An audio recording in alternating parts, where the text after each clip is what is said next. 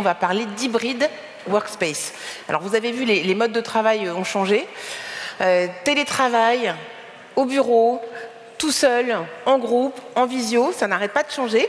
Donc hybride workspace, améliorer l'engagement des collaborateurs par une expérience plus inclusive.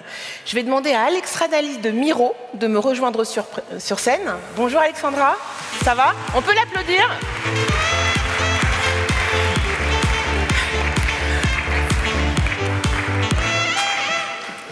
Bonjour à tout le monde. Je vous propose de démarrer cette petite intervention par une virée dans le temps afin de mieux comprendre à quoi on fait face aujourd'hui. Alors, je ne suis pas parisienne depuis longtemps, mais une chose que je sais, c'est lorsque tu n'aimes pas la foule, mieux vaut éviter les Champs-Élysées un soir de Nouvel An.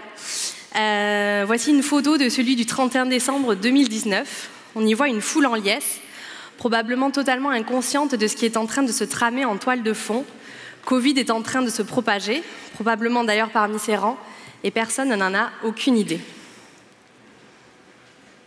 La même photo prise 3 mois plus tard, une espèce de fin du monde, presque. On a vu ça défiler sur nos écrans pendant des semaines. Les bureaux ont subi le même sort.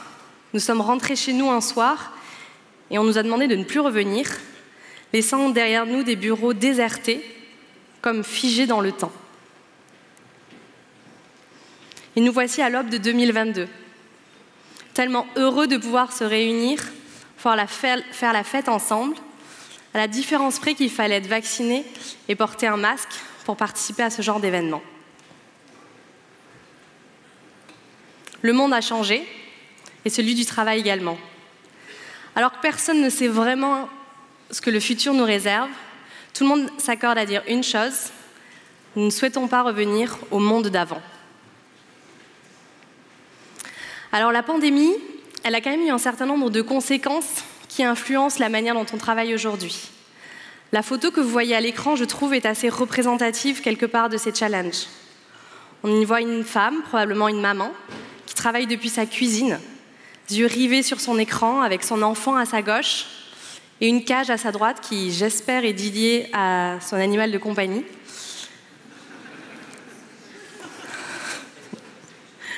Nous devons donc définir les règles de ce nouveau monde de travail hybride, en composant avec ce que l'on peut résumer à 5 forces, 5 facteurs de changement. La première, c'est les inégalités. Parce que l'on travaille désormais là où l'on vit, cela ne fait qu'exacerber les inégalités liées à votre espace et à votre confort de votre espace de travail. La deuxième, c'est la santé. Désormais, nous ne faisons que plus que 16 pas en moyenne entre notre bureau et notre lit. Non, pardon, du lit au bureau, pour travailler, ce qui ne fait qu'accentuer tous les problèmes qui étaient déjà un petit peu existants, les problèmes de dos, les problèmes d'yeux. Je crois que près de la moitié de la population mondiale maintenant souffre de ce genre de problèmes de santé. La troisième, c'est l'anxiété et le stress. En fait, je crois que c'est près de 25% d'augmentation du nombre de dépressions que l'on a pu voir depuis la pandémie. Combiné au fait que les journées de travail se sont en fait allongées, on constate de plus en plus au sein de nos effectifs ce phénomène de burn-out. Et enfin, nos collaborateurs nous parlent de se sentir isolés. Pourtant, ils passent plus de 250% de temps en visioconférence. 250% d'augmentation de temps passé en visioconférence. Et ils nous disent qu'ils ne sentent plus ce sentiment d'alignement avec la vision de l'entreprise, d'appartenance à cette mission.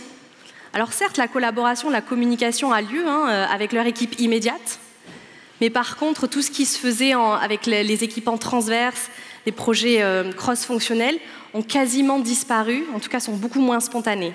Les conversations de la machine à café n'ont quelque part plus la même saveur en visioconférence. Nous nous devons donc de résoudre une équation presque impossible, en tout cas très difficile, pour définir l'expérience collaborateur dans ce nouveau monde de travail hybride. Alors une chose est sûre, et ça fait partie des cadeaux de la pandémie, c'est que les outils digitaux ont été massivement adoptés. Tout le monde y a été de sa petite solution de time management, de collaboration, de communication, etc.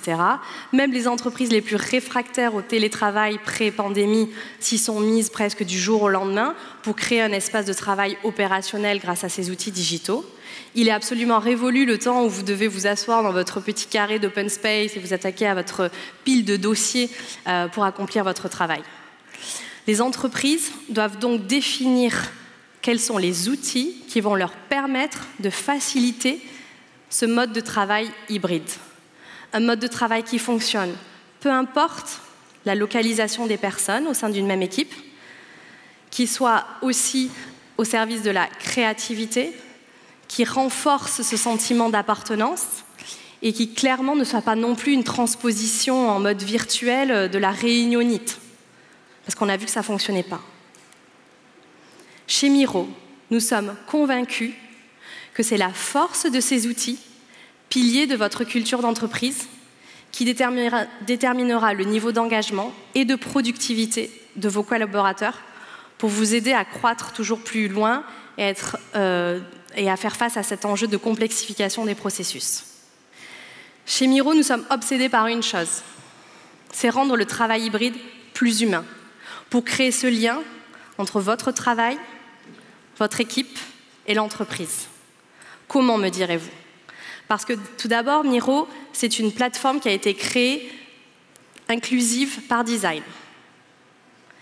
C'est au-delà du tableau blanc virtuel que certains connaissent, une réelle plateforme visuelle au service de la créativité qui favorise les échanges, les réactions humaines, qui permettent aussi parfois de retrouver les réflexes du présentiel sur la plateforme Miro pour ses utilisateurs, par exemple avec l'utilisation des post-it, les codes couleurs, les commentaires spontanés et l'accès à des dizaines de milliers de templates, ce qu'on appelle le Miroverse, pas le métaverse, le Miroverse, c'est notre communauté de Mironeers qui l'alimente. Et tout cela, cela permet quoi? Cela permet de faciliter une prise de décision beaucoup plus collective, beaucoup plus inclusive. Que ce soit sur des processus simples, définir le lieu de votre prochain événement marketing, ou complexe, lancer une ligne de produits de A à Z avec des employés qui sont soit à distance, soit en présentiel. Et enfin, grâce à la beauté, l'efficacité de la collaboration asynchrone, Miro favorise un flot continu d'idées et de diversité des contributions afin de faire avancer les projets sans avoir à se rencontrer, sans avoir à se réunir, et vraiment favoriser une participation inclusive. Ce n'est plus celui qui est le plus bruyant ou le plus vocal en réunion que l'on va écouter. Maintenant, tout le monde a la même capacité à participer parce qu'également la plateforme est extrêmement intuitive. Je cherchais un exemple pour vous illustrer mon propos, et récemment on a rencontré Ubisoft, qui je pense est une bonne illustration de ce qui est possible pour vous dans votre organisation.